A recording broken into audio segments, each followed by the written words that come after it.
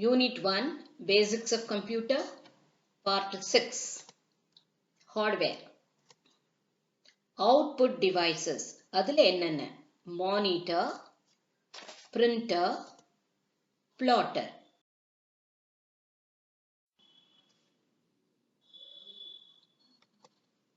Printerல அடுத்தது Inkjet பார்க்க போறோம்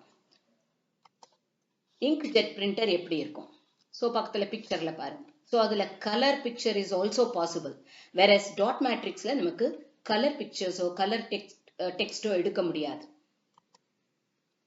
Medium speed non-impact printer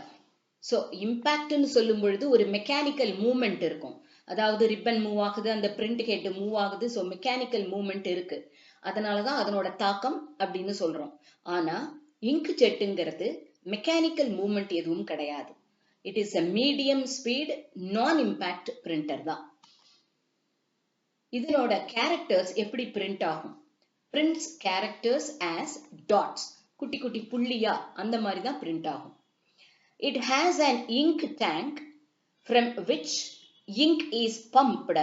through a nozzle அப்படின்னு சொல்லலாம் So இப்ப பக்கத்துல picture இருக்கு பாருங்க அந்த pictureல ink tankல எப்படி ink நாம fill பண்றோம்னு காமிச்சிருக்கு So ink tank இருக்கும் அதுக்குள்ளுக்குள்ள ink நம்ம ink அதுல fill ஆகி இருக்கும் நம்ம once ஒரு கலர் போயிடுச்சு அப்படின்னா அந்த கலரை நம்ம ரீப்ளேஸும் பண்ணிக்கலாம் So ink tankல ink வந்து inkjet work பண்ணும் பொழுது பம்ப் ஆகி வெளியில வரும் எப்படி வரும் அப்படின்னா through a nozzle அப்படின்னு சொல்றோம் அப்ப அது அந்த nozzle வழியா வெளியில வர ink என்ன ஆகும் There are electrically charged deflection plates deflection திருப்பி விடுதல் So inkjet எலக்ட்ரிக்கலா நம்ம கனெக்ட் பண்ணி இருக்கும் பொழுது அது வழியா கண்டக்டிவிட்டி பாஸ் ஆகி அந்த த்ரூ எலக்ட்ரிக்கல் சார்ஜ் என்ன ஆகும்னா இந்த டிஃப்ளெக்ஷன் பிளேட்ஸ் ஒர்க் பண்ண ஆரம்பிக்கும் அது நாசல் வழியா வரக்கூடிய இங்க திருப்பி விடும் சோ இப்ப பாத்தீங்கன்னா இந்த பிக்சர்ல தெரியும் முதல்ல மேல இருக்கிறது பம்ப் அதுக்கப்புறம் இருக்கிறது கீழே அப்படி பைப் மாதிரி டேப் மாதிரி தொங்கி இருக்கு பாருங்க அது இங்க் அது வழியா பாஸ் ஆகுது அது நடுவுல ப்ளூல காமிச்சிருக்கிறது இங்க் மாதிரி இங்க் பாஸ் ஆயிட்டு இருக்கு அந்த எண்டுல இருக்கிறதுக்கு பேர் தான் நாசில் சோ அது வழியா இங்க் கீழே வருது வந்த உடனே சைட்ல பாத்தீங்கன்னா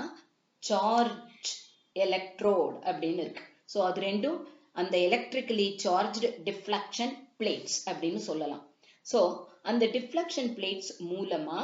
இந்த இங்க் என்ன ஆகும் அது டிஃப்ளெக்ட் ஆகும் அதாவது திருப்பி விடப்படும் திருப்பி விடப்பட்டு அது நேரா போய் எங்க போய் பிரிண்ட் ஆகும் அப்படின்னு சொன்னா நேரா பேப்பர்ல they guide tiny droplets to proper position on the paper so droplets வரக்கூடியத இந்த deflection plates திருப்பி விட்டு குட்டி குட்டி tiny droplets ஒரு proper positionல பேப்பர்ல போய் பிரிண்ட் பண்ணும் இதுதான் inkjetனுடைய working principle னு சொல்லலாம் அப்ப அந்த மாதிரி இங்க் ஃப்ளோ ஆயிட்டே இருக்கும் பொழுது